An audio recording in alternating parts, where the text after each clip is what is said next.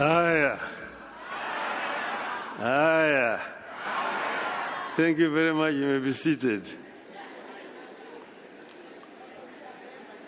The Chair of the Council of Governors, Governor Anne Waiguru, the Deputy, other governors who are here present today, all protocols of service, ladies and gentlemen, hamjambo. Hamjambo tena. Hey, I feel very, very delighted and intimidated to be in front of you here today. I am happy to come. I was invited to come, and I was reminded that this is the 8th of the summit that we're holding. And I just realized that I have been with you in all the 8 summits that we have held. So I was very happy to come again here today. Now, before I say anything else, I just want to introduce those who have come with me. 2 you have already been introduced. Your immediate former chairman, Governor Wycliffe Ambetsa of Paranya, former Governor Kakamega, and Governor Mwangi Wairia. But I'm also here with the former Minister for Defense, the leader of DNA Party, Honorable Eugene Wamalwa. I'm also here with the chairman of Roots Party, Professor George Wajakoya.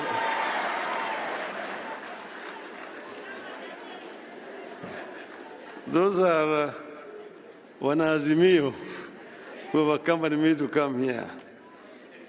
We are all very delighted.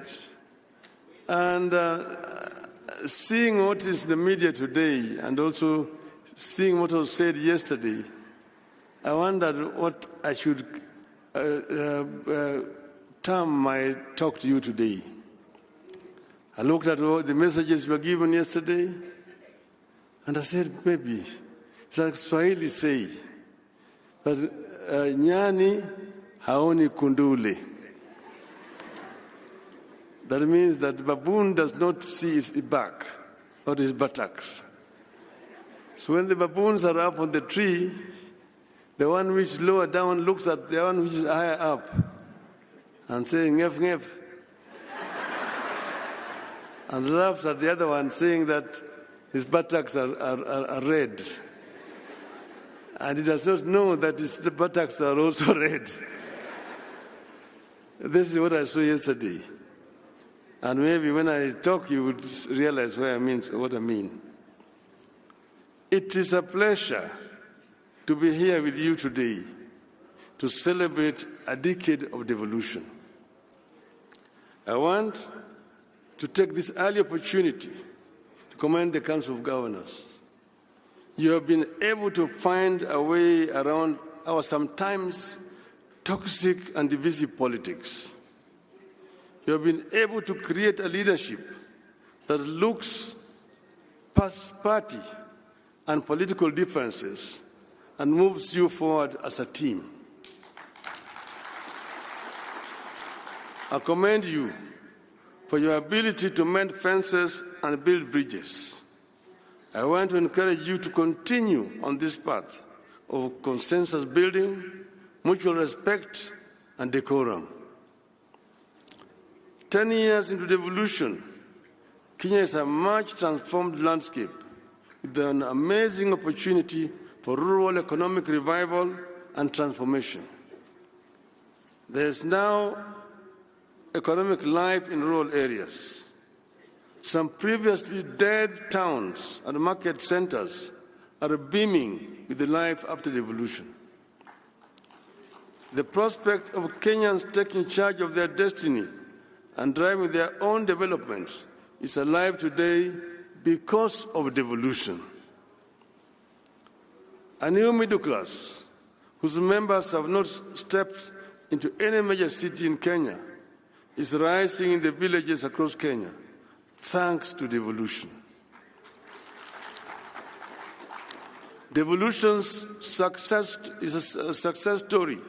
It's a testimony to what we can achieve as a nation when we decide to pursue big dreams, no matter how daunting the obstacles may seem.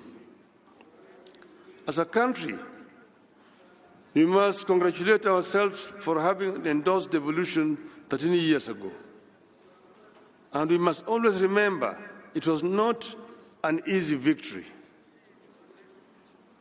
When we first unveiled devolution as a campaign platform in 2007 election, the proponents, including yours truly, were vilified and accused of planning to break Kenya up. We stood our ground and pushed devolution into every political conversation in Kenya, and we won.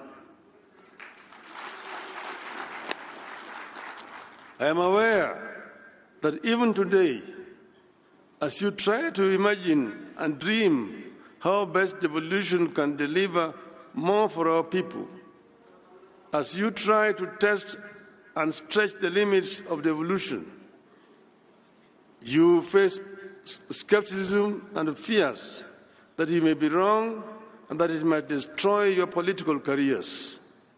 My advice is that you dream on and soldier on. And I know that anybody who decides to go and run as a governor is himself already convinced that devolution can work. And I encourage you to remember the words of President Franklin Roosevelt. I quote, "The only limit to our realization of tomorrow will be our doubts of today. Let us move forward with a strong and active faith," unquote. Devolution continues to have doubters, but devolution can no longer be a loser without the nation losing. Excellencies, at this forum, I have the warm feeling of a person among friends who think alike and have the same goals and aspirations. As far as devolution goes, my aspirations and those of the governors are aligned. We may have differed here and there about the management of our affairs at both the national and county levels. But when it comes to devolution, I believe our differences are only as to the method of attaining a goal. There has never been, and there shall never be, an argument between us about the goal. We all appreciate devolution. We all want devolution. In some counties, devolution has achieved in 10 years what the national government was never able to achieve in 50 years. We know the challenges facing devolution. For instance, funding remains inadequate and its flow uneven and unpredictable. The controller of budget and central bank need to relook at the law. The County Allocation of Revenue Act, CARA, contains a disbursement schedule. And I was sitting next to the former governor, who is now the Minister for Finance, and I told him exactly the same thing. Therefore, the administrative step of Treasury writing a letter to CBK to release funds should not arise. CBK should implement CARA full stop.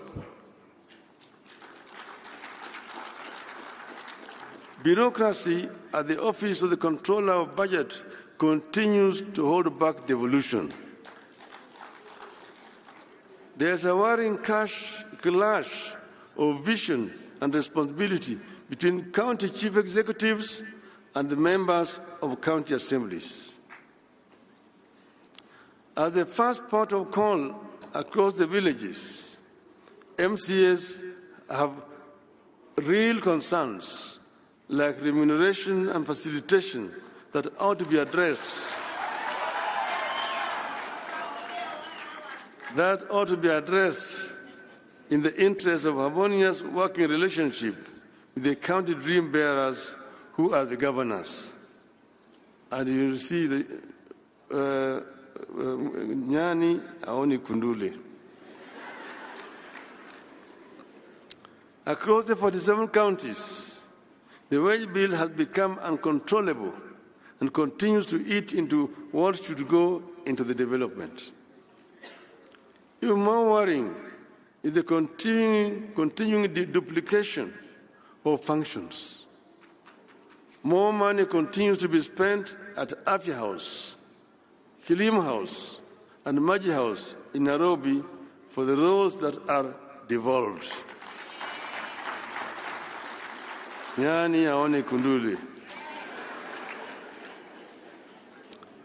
In the Finance Act 2023, the budget for health has grown by 32 billion shillings at the national level. Recurrent expenditure alone has increased by 17%, yet most of the health functions are devolved. Today, fertilizers are procured and distributed by the national government. Affordable housing is being conceptualized and implemented by the national government. The government wants to build markets and employ community health workers. All these are devolved functions whose money should be released to the counties.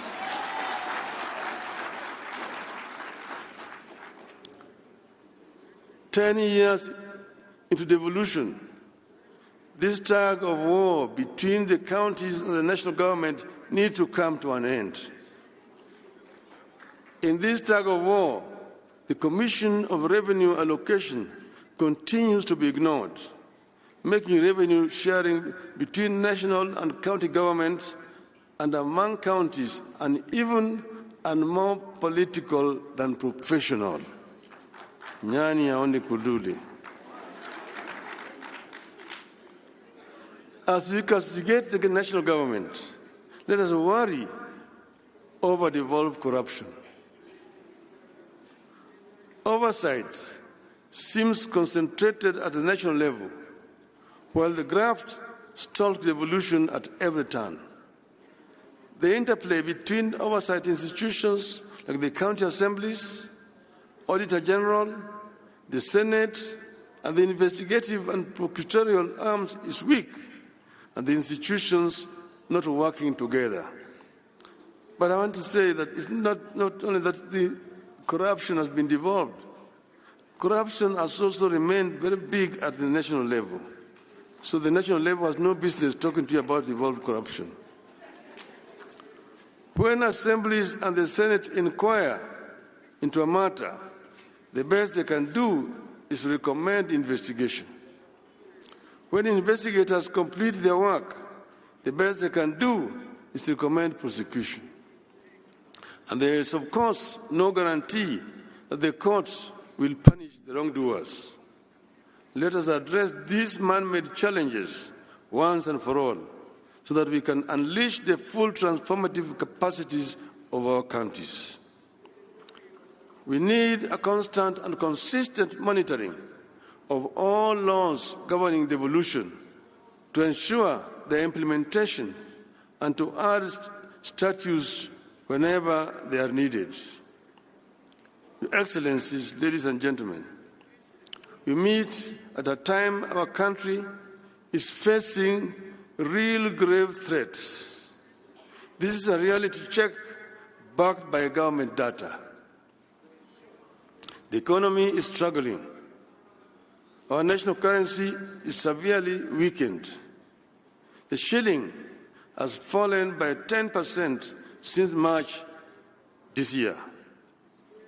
Our people have been hit hard by punitive taxes and a consequent rise in the cost of living. We have runaway unemployment. Our healthcare system is broken. We face challenges with food security at a time climate change is turning everything upside down.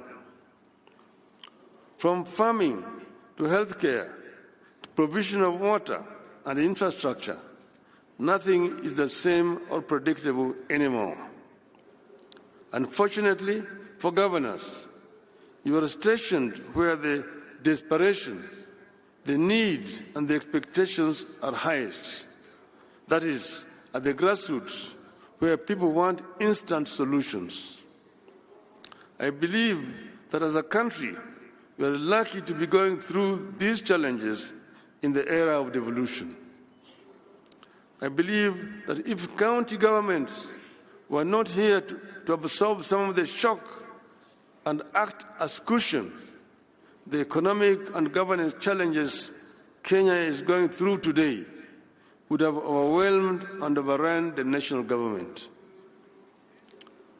To continue providing buffers for our country and respond to the cries of the people, counties need a tremendous amount of financial resources in a timely and predictable manner. The national government, therefore, needs to understand and appreciate counties as necessary partners in the journey for a successful Kenya. The problems and responsibilities the people and the counties face today demand that we reevaluate and strengthen our commitment to preserve the place of the county government and bestow it with the power, the authority, the responsibilities, and the revenues necessary to discharge those roles and meet expectations. In times like these, county government may be tempted to do what the national government is doing, which is to increase charges for services they provide to generate more revenue. And I was listening to the talk about its own revenue. I see it differently. I believe this is the time for county government to act compassionately and responsibly. The problems our people face today require that we invest within our means in programs that create jobs and put money into the people's pockets. Counties don't have to copy and paste what the national government is doing. I encourage you to be own models for innovation and creativity. Rather than extract more from the pockets of equally suffering masses, I encourage you to continue to provide communities and families with the tools they need to succeed so that they can, in return, finance counties without too much pain. Being on the ground, governors have no time to get into a lot of ideological debates that consume our politics in Nairobi. Counties should have no time for merely making commitments and announcements. Governors have to be practical. You will do well and set examples when you back up your pronouncements with concrete action at the level of policy and practice.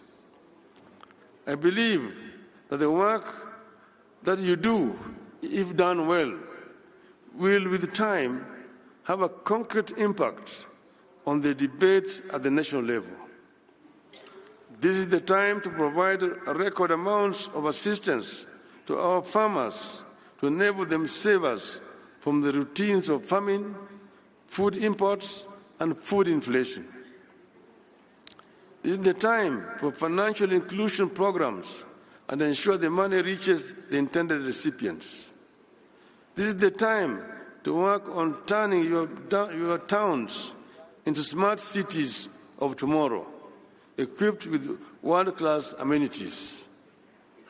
I encourage you to soldier on and double your efforts at light manufacturing and value addition as a way of generating revenue and putting money into people's pockets.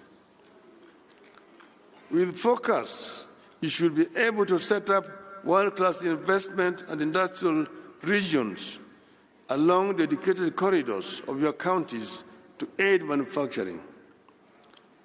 I want to encourage you to particularly promote labor-intensive manufacturing because it puts money into the people's pockets. And I'm talking to you as a manufacturing engineer.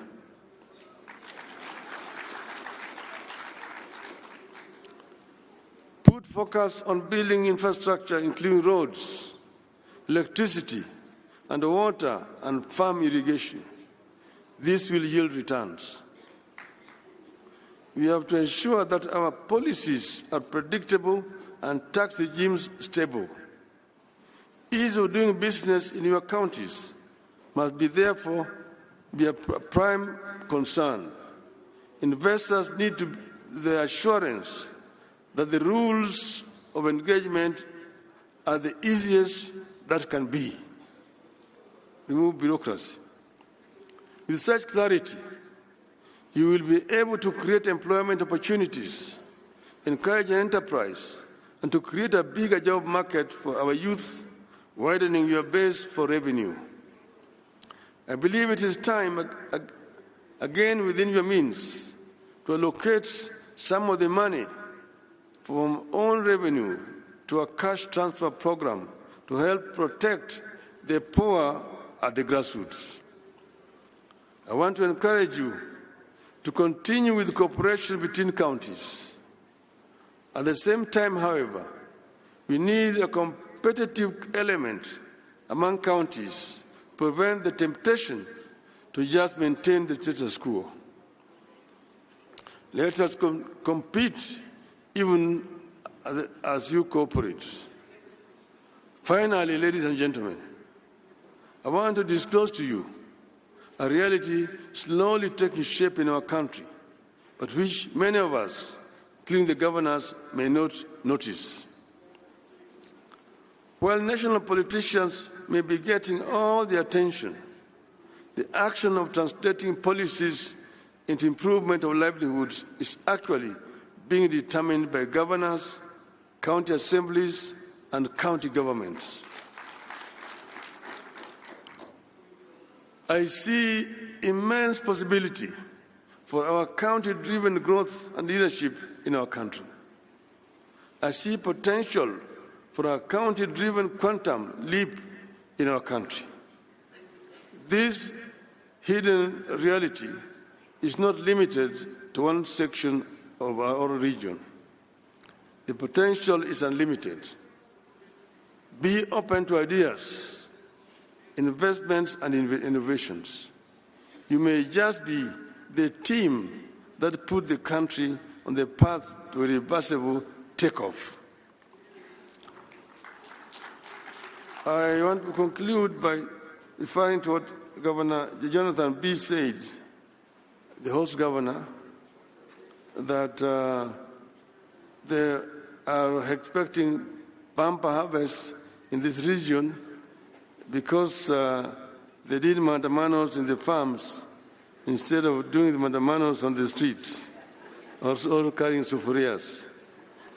I want to tell him that this katiba that we have is a product of mandamano.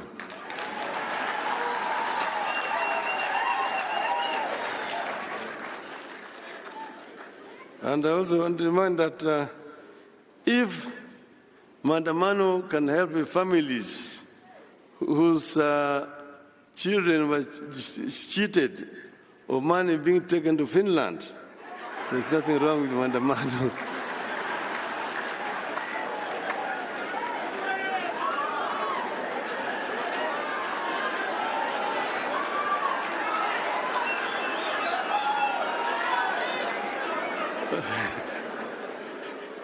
What is wrong is police brutality. And finally, I want to tell a rogue ambassador, leave Kenyans alone. If Mandamano can lead to a dialogue between Ichungwa and Kalonzo, everything is good with Mandamano. Tell the rogue ambassador, Kenya is not the United States. Kenya is not a colony of the United States. keep your mouth shut when you hear. Otherwise, we will call for your recall back to your country. I thank you, ladies and gentlemen.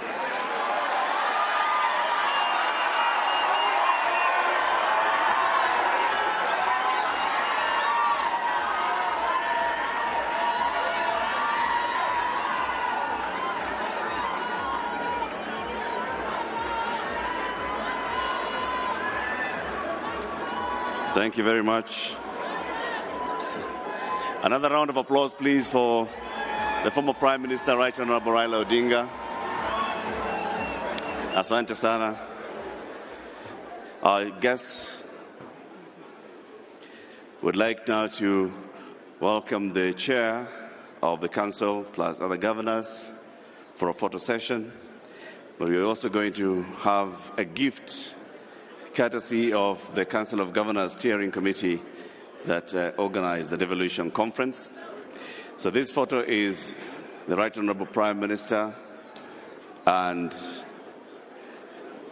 the 47 governors, those who were present.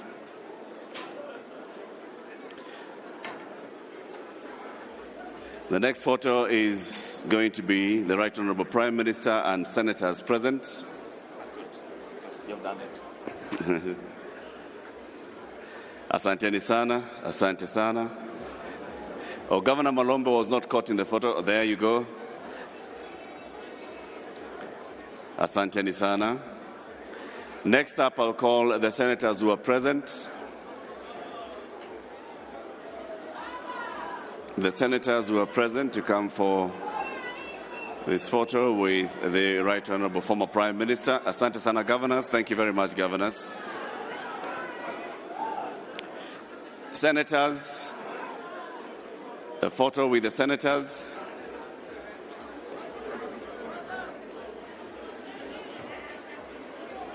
A photo with the senators.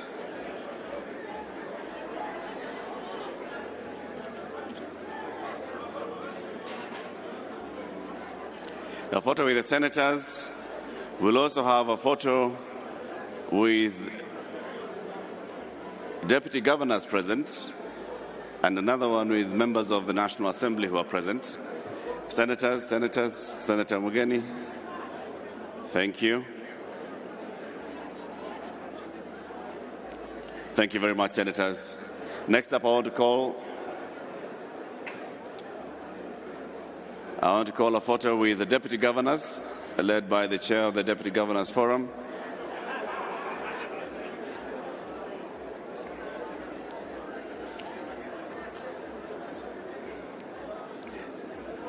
Former Prime Minister Asante Sana, I want to take a photo with the deputy governors present.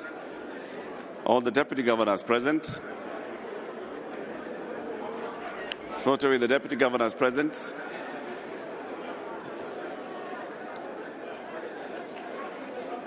A quick one, deputy governors, tafadhali. We want to have another one with members of the National Assembly who are here.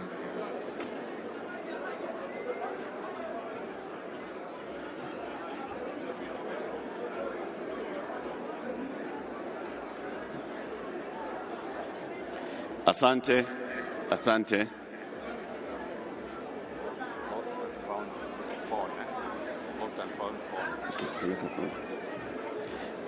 Asante sana. The Council of Governors has a gift for you, Right Honorable former Prime Minister. The Devolution Conference Steering Committee and the Council of Governors. Tafadhalini, we have a guest. Excuse me. Former Prime Minister, please come to the stage. Please come to the stage. Mwalimu Bage, please help me. Former Prime Minister, please come to the stage. We have a photo and a gift for you.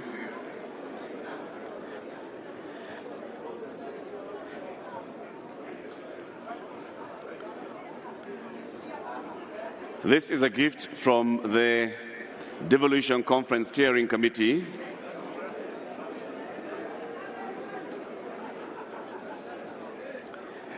We have a book on devolution. Governor Anne Waiguru, the chair of the Council of Governors, flanked by the vice chair, who is also the chair of the Devolution Steering Committee.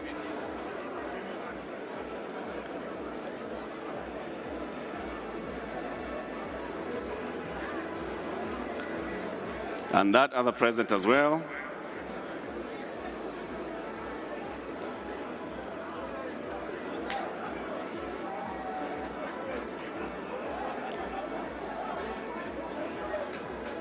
Asante sana. Asante sana. Our chief guest, we thank you very much for joining us. We'll be proceeding to lunch to my right. Ladies and gentlemen, our afternoon session begins in an hour's time after lunch. Lunch is served just like yesterday, delegates to the left and guests who have invitation cards to the right. And then we will be convening for our afternoon session, where we have several breakaway sessions. We have several breakaway sessions, 4 breakaway sessions. One breakaway session will be on agriculture, which will be in room number 3. Room number 1 will be hosting empowering youth for inclusive economic growth.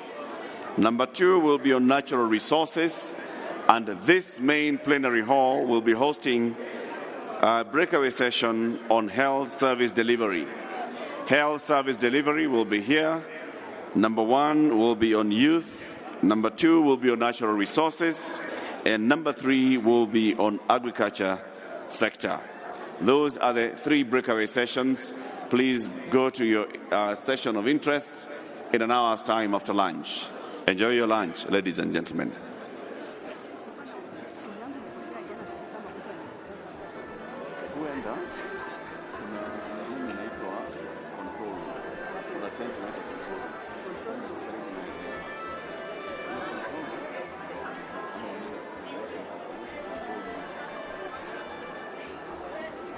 If you have lost any of your valuables, there's a tent written control room, and we'd like you to go there and look for it.